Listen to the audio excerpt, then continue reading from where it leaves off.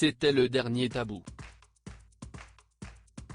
En 2011, Delphine de Vigan publiait Rien ne s'oppose à la nuit, dans lequel elle évoquait un drame qui a bouleversé sa famille, les souffrances de sa mère, Lucille, atteinte de troubles bipolaires, qui s'est suicidée en 2008 après une vie tourmentée. Dans ce livre, l'autrice évoquait notamment une suspicion d'inceste à l'encontre de sa mère, sans que celui-ci ne soit jamais confirmé, mais qui résonne aujourd'hui plus que jamais, tandis que la compagne de François Bousnel a récemment lu La Familia Grande de Camille Kouchner, dans lequel elle accuse son beau-père Olivier Duhamel d'inceste sur son frère jumeau.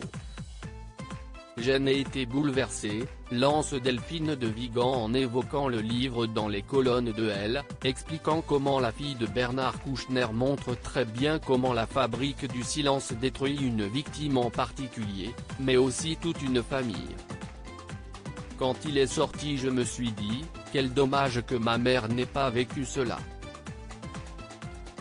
Cette possibilité de dire, de reconnaître les dégâts, confie l'autrice, qui explique que les réseaux sociaux jouent un rôle formidable en offrant la possibilité de partager sur les violences sexuelles et sur l'inceste.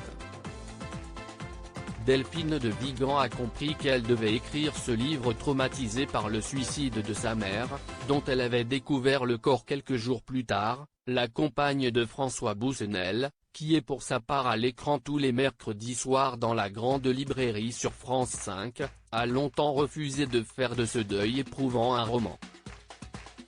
Je ne sais plus à quel moment j'ai capitulé, peut-être le jour où j'ai compris combien l'écriture, mon écriture, était liée à elle, à ses fictions, ces moments de délire où la vie lui était devenue si lourde qu'il lui avait fallu s'en échapper, confiait-elle à l'Express en 2011. Une publication qui a néanmoins eu des répercussions douloureuses sur sa vie, et qui l'empêcheront même d'écrire pendant plusieurs années.